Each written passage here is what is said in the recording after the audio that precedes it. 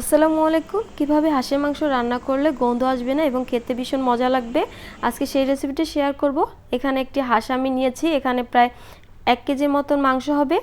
এখন আমি একটি কড়াইতে হাফ কাপ তেল দিয়ে দিচ্ছি। এরপর এখানে কিছু গরম মশলা, আস্ত গরম মশলা দিয়ে দিচ্ছি। এটা তেলে দিলে সুঘ্রাণ বের হবে, এর জন্য দিয়ে দিচ্ছি 1 কাপ পেঁয়াজ কুচি। আমি প্যাকেটে গরম মশলা ব্যবহার করব, এর জন্য দিয়ে দিচ্ছি। আর এখানে দিয়ে দিচ্ছি আদা বাটা 1 টেবিল চামচ আর রসুন বাটা। এটাকে আমি একটু নাড়িয়ে নিব, মানে একটু ভেজে নিব হালকা। তারপর দিয়ে দিচ্ছি এখানে 1 টেবিল চামচ হলুদের গুঁড়ো, 1 টেবিল চামচ মরিচের গুঁড়ো, 1 টেবিল চামচ ধনিয়া গুঁড়ো আর 1 টেবিল চামচ জিরা গুঁড়ো আর কিছু স্বাদ মতন লবণ। আর দিয়ে দিচ্ছি 2টো তেজপাতা। এরপর এটাকে আমি সুন্দর একটু নেড়ে তারপর একটু পরিমাণ মতন পানি দিয়ে নিচ্ছি। এরপর এটাকে সুন্দরভাবে আমি কষিয়ে নিব ভালোভাবে।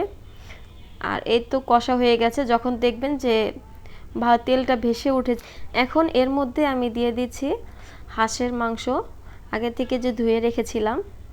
তো ওটা দিয়ে এখন আমি সুন্দরভাবে নেড়ে চেড়ে নেব মাংসটা। তো আমার ভিডিওটি যারা দেখছেন প্লিজ একটা সাবস্ক্রাইব আর লাইক করে আমার পাশে থাকবেন আশা করছি। এখন আমি এটাতে যাতে না লেগে যায় নিচে, তার জন্য খুবই সামান্য পরিমাণে পানি দিয়ে নিচ্ছি। এরপর এটাকে আমি আরেকটু নেড়ে তারপর ঢাকনা দিয়ে ঢেকে দিচ্ছি। 15 থেকে 20 মিনিটের জন্য আমি এটাকে কষিয়ে নিব। আমি কষিয়ে নিলাম, তারপর এখান থেকে দেখেন মাংসটা সুন্দরভাবে কষা হয়ে গেছে।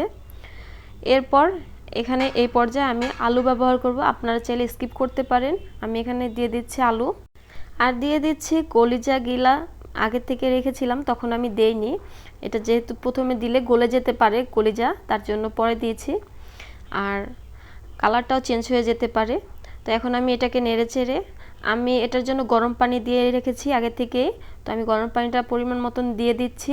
আপনার মাংসে যতটুকু পরিমাণ পানি লাগে আপনারা সেভাবে অ্যাড করবেন, আর লবণটাও চেক করে নেবেন যে ঠিক আছে কিনা। আর এখন আমি ঢাকনা দিয়ে ঢেকে প্রায় 25 থেকে 30 মিনিট পর ঢাকনা উঠিয়ে তারপর এখানে আমি 1 টেবিল চামচ গরম মশলা গুঁড়া ব্যবহার করছি আর কাঁচামরিচ 5টা কাঁচামরিচ ব্যবহার করছি। এই গরম মশলা প্যাকেটে রাঁধুনি গরম মশলা ব্যবহার করেছি আমি। আর তারপর ঢাকনা দিয়ে ঢেকে আমি এই পর্যায়ে আরও 10 মিনিটের মতো রেখে আমার রান্না হয়ে যাবে। দেখেন কতটা সুন্দর হয়েছে।